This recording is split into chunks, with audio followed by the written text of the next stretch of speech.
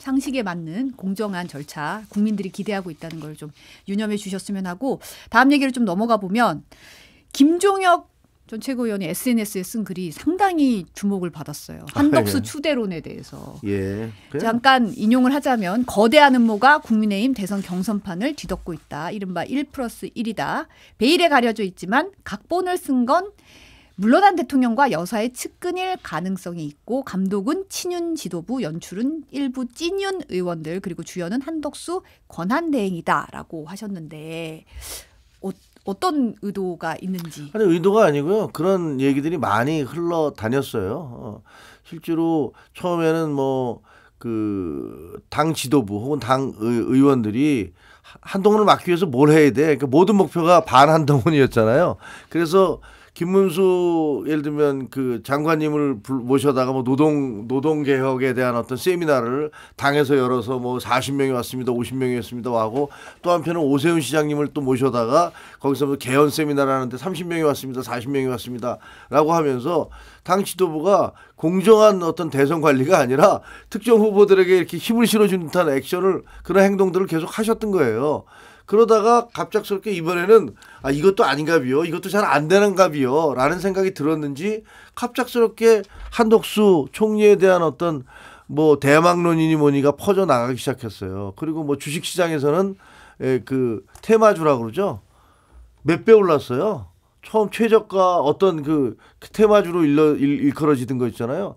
900 얼마가 최저가였는데 지금 8천 얼마. 뭐 이렇게 막 오르고 그러더라고요. 그래서 야, 참 우습구나라는 생각도 들긴 하는데 그런데 어쨌든 이렇게 막 그냥 여기저기 특정 사람들에 대해서 이 대선 경선을 공정하게 관리하는 게 아니라 뭔가 한동훈을 막기 위해서 뭔가 거기 대항마를 찾아다닌 듯한 그런 양상이 보여졌던 것을 부인할 수가 없어요. 근데 이제 막판에는 급기야는 그 한덕수 총리론까지 나왔는데 전 정말 이게 너무 부끄러워요. 왜 부끄러우냐 하면 한덕수 총리 권한대행, 대통령 권한대행에 대해서 탄핵을 했을 때, 민주당이 탄핵을 했을 때 저를 비롯해서 우리 당이 뭐라고 그랬냐면요.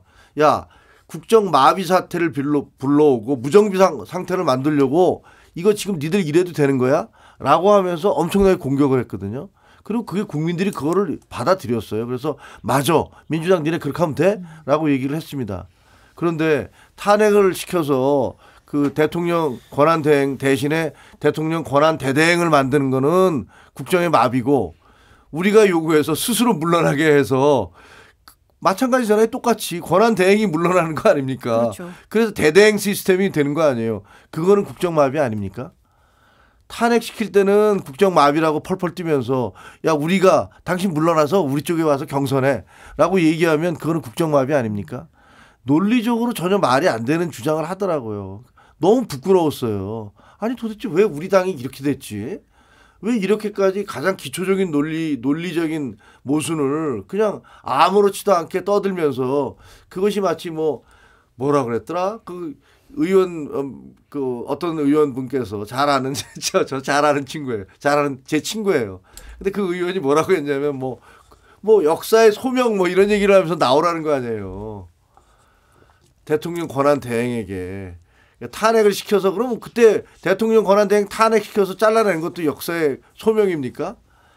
너무 말이 안 되는 얘기를 하고 있어서 저는 굉장히 부끄럽고 그런 현상을 보면서 이건 아니다. 도대체 이 경선을 흔드는 이 요람을 흔드는 그 검은 손은 도대체 누구냐? 그 검은 그림자는 도대체 누구냐? 제가 확실한 증거가 없기 때문에 얘기를 할 수는 없습니다. 그러나 저는 합리적인 의혹을 제기할 수 있다고 생각을 해요. 그리고 음모라는 것은 국민들이 음모라는 걸 알면 그 음모는 더 이상의 효용 가치가 사라져요. 그래서 저는 그렇게 그런 글을 쓰게 됐습니다. 저도 김종혁 최고처럼 저기 정치적 몸값을 올려야 저도 발언이 좀 주목을 받나 싶은데 제가 지난주부터 한덕수 차출론이 나올 때 김건희의 그림자가 보인다라고 얘기를 하고 다녔었어요. 방송에서. 근데 저는 이제 회자가 안 되더라고요. 근데 이제 제가 설명을 했던 거는 나경원 의원은 윤석열의 픽이고 한덕수 차출론은 김건희의 픽일 가능성이 높다. 그림 자체가 그러게 해서 일단 국민의힘을 본인들의 내란의 어떤 수발을 드는 어떤 그 토대로 쓰려는 그 큰 그림이 그려지고 있다. 대선에 대해서 이기려고 낸 카드는 아니라고 봤어요. 저는 한덕수 권한대행은 결국에는 당을 장악하기 위한 그러니까 탄핵 찬성파인 한동훈 견제용의 이중막이다라고 저는 이제 분석을 했죠. 나경원 의원 제가 이제 윤석열 전 대통령의 픽이라고 봤던 건 오늘 그 캠프 인선을 보니까 강승규 의원이 이제 총괄 상황실장을 보더라고요. 네. 그러면 이제 강승규 의원은 기본적으로 윤픽이죠. 윤심이라고 봐도 되겠죠. 그렇죠. 그러면 이제 이 전반에 인선 국회의원들이 김민전 의원이 또 거기 수석 대변인 가고. 그러면 다 보면 친윤 일색이에요. 그러면은 나경원 의원은 제 예측대로 윤석열의 픽이 맞구나. 구치소부터 관저까지의 흐름을 보면 나경원의 등판이 결국에는 윤석열이라는 뒷배가 있었고 그러면서 오세훈 서울시장의 불출마도 연관이 돼 있다라고 좀 보는 것이고 나경원의 등판은 한동훈에 대한 견제다. 지난 전당대회의 재판, 업그레이드판을 이제 구상해서 던진 거예요. 거기까지는 이제 그 머리가 윤석열 전 대통령의 이 전략 수준이라고 봤을 때 그래도 장님무사보다 한 수 위인 안진뱅이 주술사는 더 멀리 보죠. 그래서 한덕수 권한대행을 마지막 보험카드로 두면서 나중에 당이 한동훈 전 대표에게 넘어가는 거를 한덕수 권한대행을 통해서 좀 일단 보완을 해놓자, 보험을 들자라는 어떤 뭐 음모라기보다는 전략, 업그레이드 전략을 세운 것이다라고 보는데. 그럼 김건희 씨가 한덕수 총리를 픽한 이유가 뭘까요? 저는 개인적으로 나경원 의원에 대한 관계성 플러스 이제 한덕수 권한대행과의 김건희 씨와의 또 이제 이 관계. 제가 알기로는 한덕수 권한대행의 이제 배우자와 김건희 씨와의 또 가까운 친분이 있어요. 무속으로 얽혀 있다는.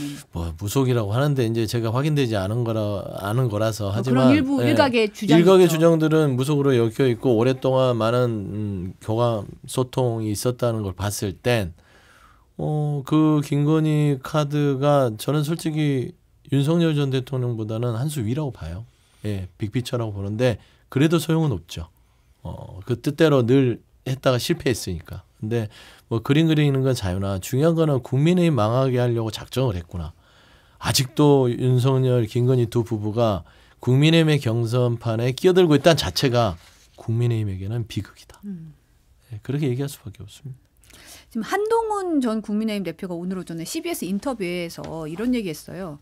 거칠게 비유하자면 한덕수 차출론에 대해서 테마주 주가 조작 같은 거다 이렇게 비판을 했습니다.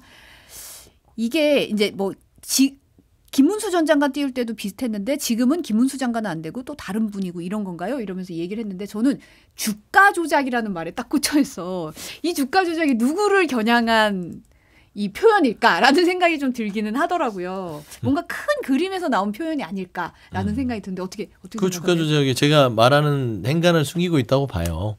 그러니까 주가 조작은 실물에서 나오는 거지만 정치도 거의 비슷한 시스템으로 돌거든요. 그래서 뭐 알박기든 주가 조작이든 이 단타 치고 빠지겠다는 그런 생각으로 던진 거는 같은데 제일 좀 애잔한 거는 한덕수 권한대행이에요. 평생 이 관료로 살다가 이 거대한 결정의 중간에 있어서 여기 눈치 저기 눈치 지금 보면은 간 보는 느낌이잖아요. 그런 상황인 것 같은데 한동훈 전 대표도 그 느낌을 감지했을 겁니다. 이 나에 대한 공격이 또 김건희로부터 나왔구나라는 부분들을 좀 담고 있지 않나라고 좀 추측이 됩니다. 저는 한덕수 그 권한대행이 결국은 못 나온다고 봅니다. 그리고 본인도 그걸 잘 알고 있다고 생각을 해요. 평생 공무원으로 여러 정권에 거쳐서 계속 승승장구하시고 이랬던 분이시잖아요. 권력이 뭔지를 잘 압니다. 그리고 그 권력판에 몸을 담았을 때 그 후과가 뭔지도 잘 압니다. 그 이전에 있었던 최규하 총리라든가 그때도 뭐 비슷하게 대통령이 유고가 되거나 대통령이 문제가 생겼을 때 그 후임 총리를 했던 분들의 운명들을 뭐 우리 이제 고건 총리님도 계셨고 그때도 뭐 대박론이 있었잖아요. 그리고 또 그 황교안 총리도 있었고 뭐 몇 분의 총리가 계셨는데 사실 뭐 지금 현재 만으로 76세시잖아요. 굉장히 고령의 나이세요. 그리고 한평생 어떻게 보면 자기의 삶을 명예롭게 이게 정리하고 싶은 그런 생각이 있을 거예요. 총리면 아마 올라갈 수 있는 모든 것들 그 자기의 능력으로 올라갈 수 있는 막바지까지 올라갔을 거예요.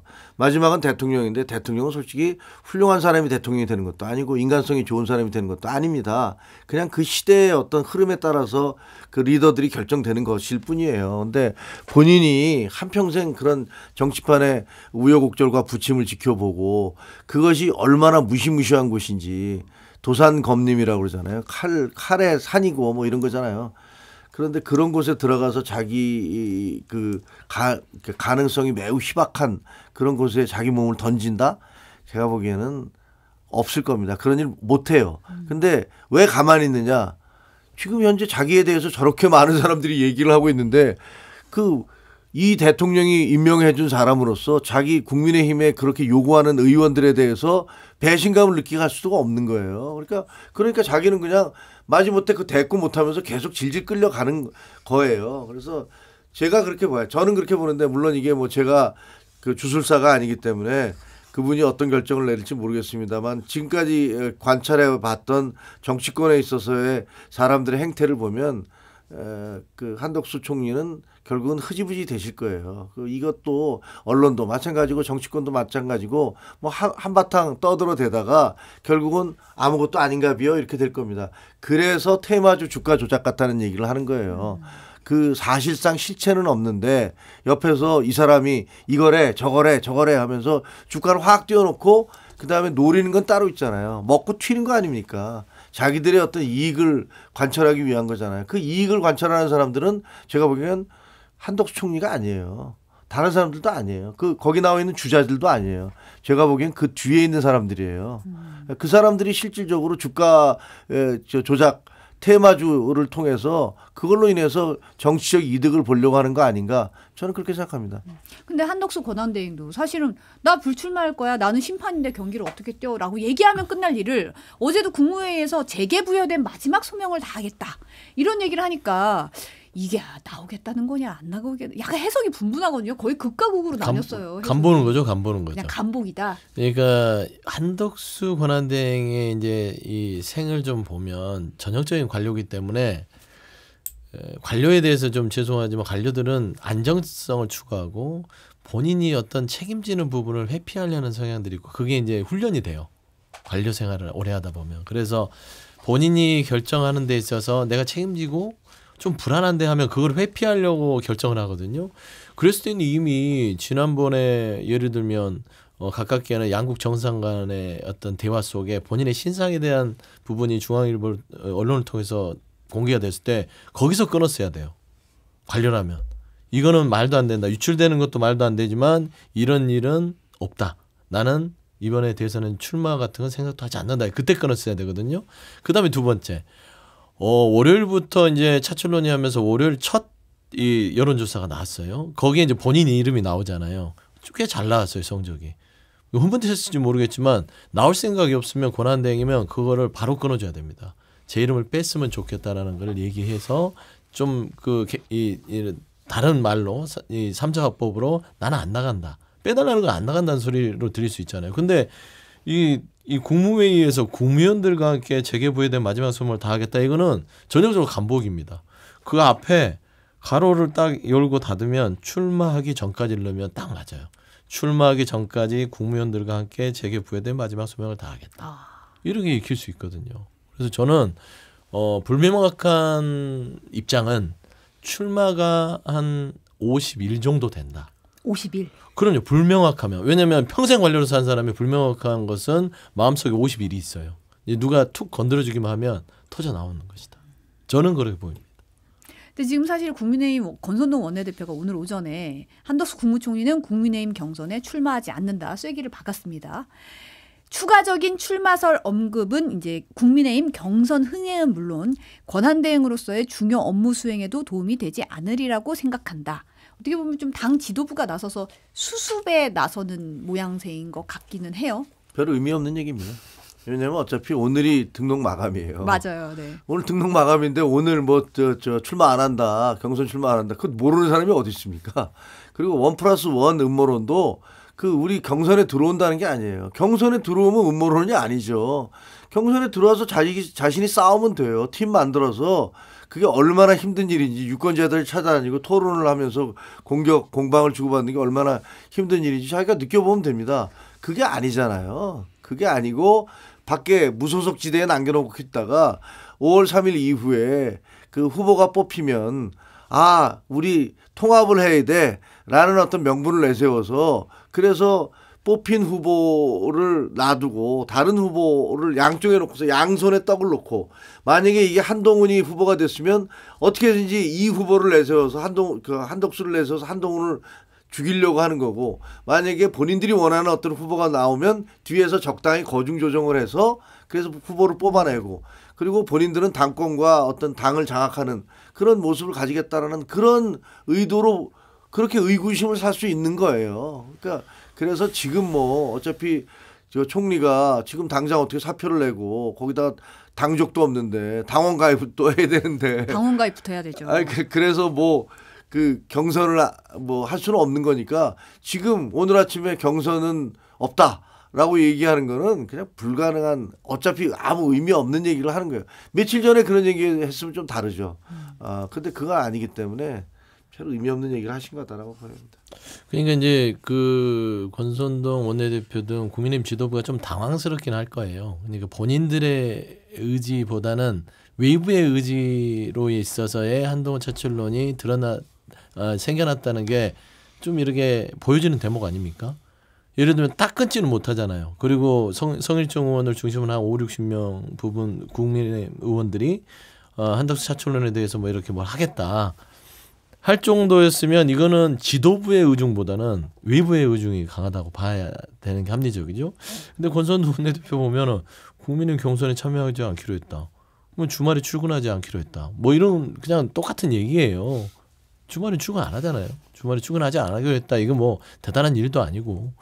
그래서 저는 권선동 원내대표가 예스 이렇게 얘기하는 것들은 한덕수 권한대행에 대한 민주당의 공격이 거세지고 당내 경선에 있어서 당내 경선 후보자들의 입도 거칠어지기 시작했어요. 왜냐하면 우리를 무시하나? 지금 윤심에 매달려서 지금 우리 막 열심히 뛰고 있는데 우리는 그러면 뭐 닥쳐통계 지붕 쳐다보는 소리야? 이런 느낌이 되면 국민의 경선 자체가 흥행이 안 될 수 있기 때문에 그리고 의외로 한동훈 전 대표한테 유리하게 흘러갈 가능성이 커요. 왜냐하면 한덕수 권한대행이 있는데 결국에는 당내 경선 자체 흥행이 안 되면 윤심으로는 싸우기가 쉽지 않잖아요. 그렇기 때문에 저는 급하게 공군 지도부가 진화에 나서긴 했으나 결국에는 한덕수 권한대행이 자기 입장을 명확하게 하지 않으면 그런 건 다 무용지물이다. 그래 보입니다. 근데 지금 이런 와중에 나경원 의원과 한동훈 전 대표 간의 공방이 좀 벌어져서 화제가 되고 있잖아요. 네. 나경원 의원이 사실 포문을 먼저 열었어요. 채널A 인터뷰에서 조기 대선을 가져온 여러 가지 원인을 생각하다 보면 지금 나온 후보 중에서 한동훈 후보만큼은 반드시 이겨야 되겠다는 생각을 해봤다라고 했고 한 전 대표가 SNS에 기득권 연명 말고 국민 승리합시다. 통진당 담지는 말아야죠 하면서 이제 전에 2012년 대선 당시에 박근혜 새누리당 후보와 이정희 통합진보당 후보의 TV 토론 화면을 나이언의 방송 화면과 함께 포스팅했어요. 이때 이정희 후보가 박근혜 후보 떨어뜨리기 위해 나온 거다 이렇게 얘기해가지고 사실 역풍이 불기도 했잖아요. 요거를 딱 포스팅하면서 한동훈 후보만큼 반드시 이겨야겠다. 요거와 이제 같이 좀 떠올리게 하는 그런 포스팅이었어요. 그러니까 나 의원이 SNS에 또 한 전 대표께서 말씀하시는 국민 승리가 결과적으로 민주당과 통진당의 후신 진보단 세력이 가장 바라는 상황으로 이어지는 것은 아닌지 많은 국민이 우려합니다라고 응수를 했더라고요. 왜 이러는 건가요? 아니 근데 나경원 의원은 제가 자꾸 논리 얘기해서 이상한데 앞뒤가 안 맞아요.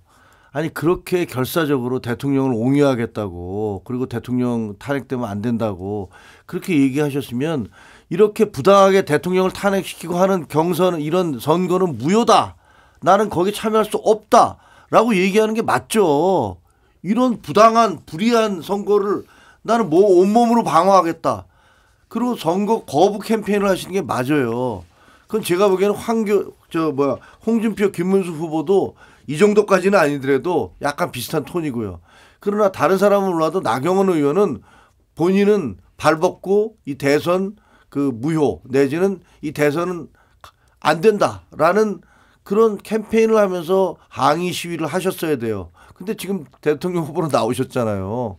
그럼 나와서 사실은 민망하지. 그동안에 우리 대통령은 윤석열 외에는 없다는 식으로 무슨 장관마마 모시듯이 그렇게 떠드시다가 근데 사실 나도 대통령 후보 나올래 라고 얘기했으니까 그거 얼마나 궁색합니까. 그러니까 그 명분을 세운 게 한동훈을 떨어뜨리기 위해서 나왔다.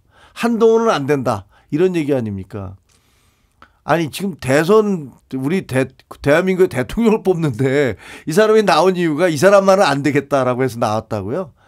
이게 이정희 그 통진당 후보가 과거에 박근혜 전 대통령에 대해서 했던 그래서 사실은 그 통진당 후보의 그 발언 때문에 박근혜 대통령 지지도가 확 올라간 거 아니에요? 야 이게 뭐 이런 사람들이 다 있어. 저도 그때 기억이 나요. 그걸 보면서 주변 사람들이 야 저 진짜 말이 안 되는 소리를 하네 이런 얘기 들었거든요. 뭐 그거 유사한 거 아닙니까? 자기가 대선 거부 캠페인을 벌이면 몰라도 갑자기 나와서 그건 또 이분은 아시다시피 모든 선거에 다 나오시는 분이니까 뭐 이해는 되지만 나온 다음에 거기다 대고서 한동훈 떨어뜨리려고 나왔다. 그리고 그 한동훈이 얘기하는 국민 승리가 그 진보당과 무슨 뭐 민주당이 원하는 그런 상황이다. 그게 어떻게 매치가 되는 거죠? 국민이 승리하는 게 진보당과 민주당이 바라는 상황이 아닐까 싶다? 그게 무슨 말이죠? 도대체 앞뒤가 안 맞는 말씀을 하세요. 그러면 진보당과 민주당이 원하는 것 한동훈이 말하는 국민 승리 이게 어떻게 매치가 되는 건지 저는 모르겠어요. 제가 뭐 수학을 잘못해서 그런지 논리학이 딸려서 그런지 모르지만 하여튼 그럴싸하게 말을 붙여놨는데 조금만 깊이 들어가서 논리적인 구조를 따져보면 하나도 말이 안 맞아. 그래서 이런 분이 어떻게 국가 지도자가 되겠다고 나왔나 이런 생각이 들 정도예요. 저는 그래요. 그러니까 나경원 의원 뭐 여러 가지 비판을 받을 발언들을 많이 하네요. 그러니까 이게 5선 중진 의원이면 좀 성숙해야 되는데 갈수록 이 퇴보하는 느낌. 법률가기도 하잖아요. 저는 아까 뭐 한동훈 전 대표에 대해서 각을 세우는 거는 이해가 돼요. 왜냐하면 어차피 5도 출마거든요. 제가 앞서 얘기했잖아요. 나경원 의원의 출마는 윤석열이 뒤에 있다. 그러니까 본심을 드러내지 않습니까? 윤석열의 지금 마음은 뭐냐면 한동훈 전 대표가 가장 미울 겁니다. 나를 이 지경까지 만든 건 한동훈이다. 그러니까 이철우 경북지사한테도 충성심 봐라. 충성심 봐라. 그러니까 배반하는 사람은 가만두면 안 된다. 그거를 이제 주의를 하는 것들에 곳곳에서 묻어나는데 나경원 의원의 이 발언 중에 내란몰이 탄핵 국면이라는 단어가 주목이 돼요. 이거는 누가 쓰는 거냐면 정광훈 씨나 그다음에 이번에 내란에 대해서 이르는 내란을 동조하는 세력들이 쓰는. 그러니까 내란은 없었는데 내란으로 막 몰고 가서 내란으로 대통령이 파면됐다는 주장을 하는 거잖아요.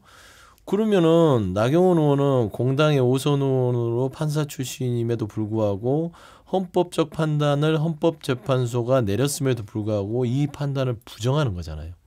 그거는 헌법의 기준과 가치를 부정하는 사람은 극우라고 표현하기도 하고요. 내란 세력이라고 표현을 해도 과하지 않습니다. 그래서 본인 스스로가 본인한테 누워서 침을 뱉는 것이고 저는 왜 나경원 의원이 픽됐는지 곰곰이 생각해 보니까 두 가지가 있더라고요. 그래서 윤석열 전 대통령의 측근들은 사람의 관계성을 판단하고 이용을 하는구나. 나경원은 옛날에 연판장 두드러 맞고 거의 그러기 상태였어요. 누구한테 받았냐면 친윤들한테 받았는데 왜 이 사람 피가지 봤더니 결국에는 지난 전당대회 때 나경원과 한동훈의 구원이 있습니다. 네. 아시잖아요. 그 유명한 본인이 한동훈이 법무부 장관 때 나경원 의원이 뭔가 따로 사적으로 뭐 재판에 대한 부분을 뭐 했다 하셨잖아요. 막 하면서 면박을 줬어요. 아마 저는 그 한이 있을 거라고 봐요. 이 한이 있으니까 그거를 픽해서 끄집어내서 한동훈을 당신 복수하고 싶지 않아? 그리고 당신한테 당권을 줄게. 이 정도의 어떤 요인이 있어야만 출마를 하는 거거든요. 영혼까지 버릴 수 있는 거거든요. 그러니까 복수도 하고 당권도 잡고 그러면은 나경원 의원은 뭐 영혼에도 팔 수 있다라는 측면에서는 지금 발언들 정말 영혼까지 판 발언들이다 그렇게 봅니다. 지금 보면은 사실 나경원 의원이 이제 YTN 라디오에 나가서도 뭐 도저히 같이 할 수 없는 후보도 있다 이러면서 이제 한동훈 대표를 겨냥을 했고, 근데 지금 충성심 얘기하셨는데 사실 이 대통령이 이철우 경북 이철우 지사 만나서 이제 충성심 봐라 이런 얘기 했다 그러잖아요. 근데 사실 그 윤 전 대통령 멘토로 불렸던 심평 변호사가 예. 이제 이런 얘기했어요. 그 대통령실 쪽에서 이재명 대표는 아주 실용적인 사람이다. 대화의 상대가 될 수 있다. 이러면서 이재명 대표를 추켜 세우면서 한동훈과 같은 면정복배, 이제 겉으로는 복종하는 체 하면서 내심으로는 배반하는 신이 없는 사람이 아니니까 두 분이 잘 만나서 나라를 위해 좋은 결과 만들어가길 바란다라고 전했다는 얘기를 올렸어요. 그러니까 이재명 대표는 굉장히 실용적인 사람, 한 전 대표는 신의가 없는 사람, 이렇게 딱 배치를 한 거잖아요. 어떻게 보면 배신자 프레임을 좀 더 강조하려는 거 아닌가? 이렇게 읽히기도 하거든요. 면정복배라는 것은 앞에서는 복종하고 뒤에서는 칼을 품는 게잖아요. 네. 친윤들이 그렇게 했죠. 예. 그 보면 그 한동훈 대표는 앞에서 안 된다고 얘기했죠. 이렇게 하시면 안 됩니다. 그렇게 가시면 안 됩니다. 이렇게 얘기를 해서 밉보인 거 아니에요? 그래서 너 계속 나가. 너 뭣도 하지 마. 넌 국회의원도 하지 말고 넌 나가고 법무장관도 간도 뭐 이런 얘기도 들었고, 그다음에 경선 뭐 대표 경선할 때도 뭐 자신의 자객 공천이라고 그래서 이 사람 저 사람 내려와서 그 공격을 폈던 거 아닙니까? 한동훈 대표가 뒤에서 뭐 그 제가 옆에서 계속 지켜봤는데 체질상 그런 거 잘 못하더라고요. 누구 앞에서 이렇게 굽실굽실하면서 뒤에서는 딴소리하는 게 아니고 그거 그냥 있는 데서 그거 아닙니다라고 얘기를 하는 스타일이에요. 그래서 돈에도 많이 보지만 대통령과 관련해서 면정복배한 사람들 많이 있죠. 신윤들이 그러는 것 같아요. 그 과거에는 뭐 그렇게 얘기했지만 그 다음에 실제로는 뭐 얼마나 오래 이 충성이 갈지는 지켜보도록 하겠습니다. 심평 변호사 얘기하시는 거는 저는 정말 이해가 안 되는 게 이분은 도대체 무슨 주장을 하는지 잘 모르겠어요. 그러니까 이게 지금 윤석열 대통령과 그 이재명 대표를 좀 엮어주겠다 이런 생각인 건가요? 그러니까 왜 지금 재판을 받고 있어서 나중에 이제 이쪽에다가 사면이라도 요구하는 게 좋겠다라고 생각하는 건가요? 뭐 뭔지를 잘 모르겠는데 사실은 근데 처음도 아니죠. 왜냐하면 총선이 끝난 다음에 우리가 대패했을 때 윤석열 대통령이 그 함성득 교수하고 이명백 그쪽에 공관위원장 두 분이 뭐 잘 아니까 함성득 교수를 밀사로 보냈잖아요. 그래갖고 그 이재명 대표를 만났고 이재명 대표가 그 다음에 공개했습니다. 그쪽에서 나한테 총리하고 비서실장 추천하라고 그랬는데 내가 안 했다. 이렇게 얘기했어요. 그 윤석열 대통령은 왜 자기 당의 대표는 만나지도 않으면서 밀사를 보내서 거기다가 당 대표와 총리하고 비서실장을 추천하라고 얘기를 하죠. 근데 그것도 도저히 이해할 수 없는 얘기예요. 나중에 이제 언젠가 다 드러나겠죠. 실제로 무슨 일이 있었고 윤석열 대통령이 보냈던 그 밀사는 이재명 대표에게 무슨 얘기를 했는지, 이재명 대표는 또 윤 대통령에게 무슨 얘기를 했는지 언젠가는 드러날 겁니다. 그리고 지금 이거 2탄 같아요. 제가 보기에는 이제 그때는 총선에서 참패, 그다음에 이번에는 구속된 상태, 구속이 아니지만 내란죄 혐의로 재판받고 있는 상태. 이거를 타개하기 위해서 윤석열 대통령 쪽에서 뭔가 지금 뭐 행동을 하고 계신 거 아닌가. 그리고 혹시라도 그 행동이 이번에 경선판이 이렇게 혼란스러워지는 것과도 어떻게 연관이 돼 있는 건 아닌가. 저는 그게 일련의 사태들이 모두가 다 시줄 날줄처럼 얽혀 있다는 그런 불길한 예감을 갖습니다. 큰 그림이 있어 보인다. 뭐 그래서 제가 뭐 그 페북에도 썼던 게 뭔가 좀 이게 뭔가 움직이고 있구나. 그게 그 한편에 그 대상에 어쩔 수 없이 이재명 대표라는 분이 있다는 거. 그거 참 저희 당으로서는 저희 당의 진짜 저희 당에 충성하는 당원들로서는 상당히 고통스러운 그런 추론이죠. 근데 윤석열이라는 캐릭터가 그렇게 막 고도의 치밀한 전략을 짜는 캐릭터는 아니에요. 그냥 기분 나쁘면 욕하고 경노하고 사적인 감정, 개인사를 가지고 비상계엄을 결정할 수 있는 그런 캐릭터라서 치밀하거나 전략적이진 않다. 근데 다만 한 가지는 분명하다. 한동훈은 절대 안 돼. 심평 변호사 얘기도 이재명 대표 전 대표를 칭찬하는 게 아니라 한동훈을 욕하기 위해서 하는 겁니다. 그래서 왜 이렇게 기침인데 죄송합니다. 한동훈 전 대표를 절대 이 당에 발붙이지 못하게 했다는 오더를 심평 변호사가 가지고 발언하는 것이다. 그래 보는 게 맞을 것 같습니다. 홍준표 전 대구시장 같은 경우는 지금 예능 프로그램이죠. SNL 코리아에 출연해가지고 이재명 전 대표를 겨냥해서 멍청하다, 양아치다 이런 원색적인 비난을 쏟아냈어요. 그리고 김문수 전 고용노동부 장관에 대해서는 예전에 내가 영혼이 맑은 남자라는 별명을 붙여줬는데 요즘은 좀 탁해졌다. 한동훈 전 대표에 대해서는 나르시스트라고 평가를 했더라고요. 이 평가 어떻게 들으셨습니까? 아니 평가는 뭐 본인이 하는 거니까 그걸 뭐라고 할 수는 없잖아요. 근데 그게 이제 일반적인 보편성과 타당성이 있느냐 이게 문제인데 저는 뭐 그건 각자가 바라보는 입장에 따라서 다 달라진다 이렇게 생각을 합니다. 그리고 지금 재미삼아 말씀드리면 저렇게 말씀하시면요 코카콜라가 아니라 이게 홍카콜라가 아니라 요카콜라가 됩니다. 뭐 이렇게 모든 사람들한테 욕을 하세요. 라면서 요카콜라 되니까 적절히 하시는 게 좋을 것 같다. 아, 나 이러면 또 우리 홍준표 선배님한테 또 혼날 것 같은데. 아니 근데 홍준표 대구시장이 좀 마음이 급하긴 급한가 봐요. 그러니까 말의 유의라는 것들이 어느 정도 수준에 이르렀을 때 재밌는 거지. 그 선을 넘어가면 불편하잖아요. 근데 야당 대표에게 멍청이, 양아치 이런 발언들을 할 정도 수준이 되면 본인이 주목받고 싶어서 거의 입에서 거의 토사물을 쏟아내는 느낌이에요. 뭐 나머지 뭐 영혼이 맑은 남자 김문수든 나르시스트든 그런 본인이 평가할 수 있겠으나 그러면 본인에게 그러면 예전에 특활비를 용돈처럼 특활비 황태자라고 해야 되나요? 뭐 돼지발정 얘기를 다시 할까요? 그러니까 본인부터 돌아보시고 정치를 정말 오래 하신 분이라면 그 오래 한 만큼 홍카콜라라는 뭐 좀 말하자면 귀여운 닉네임을 얻는 수준 내에서의 언어의 품격을 지켜가면서 저는 좀 이번 선거 임하셨으면 좋겠다라는 좀 비판하고 싶습니다. 새로운 장면 해주셨어요. 요카콜라라고. 근데 이제 홍 전 시장 같은 경우 지금 뉴스타파에서 최근에 이제 명태균 PC 입수해서 디지털 포렌식 진행했더니 네. 명태균 씨가 홍 전 시장에게 여론조사 대면 보고한 정황이 확인됐다. 이렇게 보도가 나왔어요. 이게 측근과 나눈 카카오톡 대화 내용이 복원이 됐는데 이제 여의도에 있는 모 호텔 어디로 와라 뭐 이런 식으로 미팅 시간 조정했다. 이런 정황들이 쭉 나와서 지금 홍 전 시장 같은 경우에는 명태균 씨 의혹을 전면 부인하고 있잖아요. 이런 상황인데 이게 사실 경선판에서 계속 이런 보도들이 나오면 좀 영향을 줄 수 있을 것 같아요. 어떻게 보세요? 아니 그냥 영향이 아니고 이게 사실이면 범죄 행위잖아요. 그 조작을 한 거잖아요. 그러니까 뭐 우리 지지자들께서 부정선거 저는 부정선거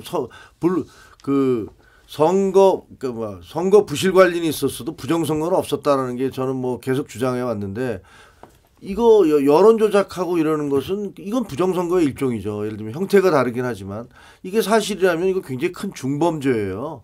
그리고 만약에 사실이라면 그동안 해왔던 우리 홍준표 후보님께서 주장했던 것들이 대국민 앞에서 거짓말한 거잖아요.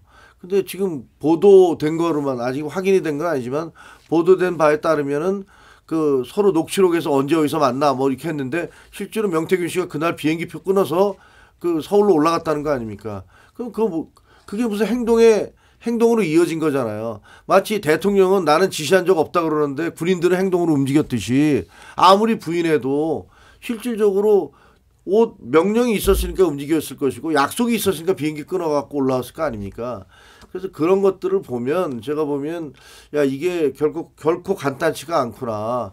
그래서 계속 우려해왔던 그 일 뭐냐면 야 이거 국민의힘 경선이 명태균 입에 걸려 있겠구나. 잘못하면은 명태균 씨가 뭐 지금도 이런데 뭐 또 한 열흘 지나서 일주일 지나서 또 다른 것도 까기 시작하고 내놓기 시작하고 이러면 저희 정말 그 경선 자체가 완전 엉망진창이 될지도 몰라서 지금 우려가 됩니다. 그래서 아마 나경원 카드가 여러 가지 고려해서 등장했을 가능성이 커요. 왜냐하면 명태균 씨와 엮여 있는 일단은 오세훈 서울시장은 일단은 불출마 선언이 됐죠. 그 다음에 남아 있는 분이 홍준표 대구시장인데 본인은 극구 부인했잖아요. 명태균 씨는 사기꾼이고 나하고 관계도 없고 일면식도 없고 말도 안 되는 소리다. 그런데 이제 명백한 증거들이 카카오톡이나 이런 데 나오면 그거는 정치인으로서 치명적인 거짓말입니다. 그리고 본인이 대선을 준비하는 입장에서는 더 큰 책임으로 다가오겠죠. 국민한테 거짓말한 거잖아요. 그런 분이 후보로서 자격이 있냐? 그거는 이제 법적인 책임보다 더 큰 정책 책임이 있는 것이고, 저는 홍준표 대구시장께서 꼭 그 명태균 씨와 만나서 본인의 입장을 전달했으면 좋겠어요. 당신 나 알아? 모르잖아. 이러면서 저는 이런 그 모습을 진솔하게 보여주지 않는 이상 홍준표 대구시장 명태균의 이 걸림돌 앞에서 저는 이번엔 너무 힘들 것 같다라는 저는 개인적인 추측이 좀 보입니다. 소소정님한테만 짧게 질문. 네. 국민의힘 1차 경선 4명 네, 누구로 예상하십니까? 김문수, 홍준표, 한동훈, 나경원. 그렇게 4명. 왜냐하면 나경원은 윤픽이기 때문에 무조건 들어갑니다. 그렇게 되면은 결국은 찬탄 반탄이 3대1 구도로 그게 나뉘는데요? 지난번 당권 레이스하고 똑같아져요. 그 구도를 짜기 위해서 3대1 만든 거라 저는 그렇게 보고 있어요. 근데 그때 압승을 했어요. 완패를 하셨고. 그때 룰이 좀 달랐죠. 뭐 그러나 국민들이 그렇게 혹은 우리 유권자들 그리고 그 당원들이 그렇게 일방적이거나 뭐 이렇게 표현하면 이상하니까 뭐 어리석지는 않으시다. 뭐 그런 생각을 합니다.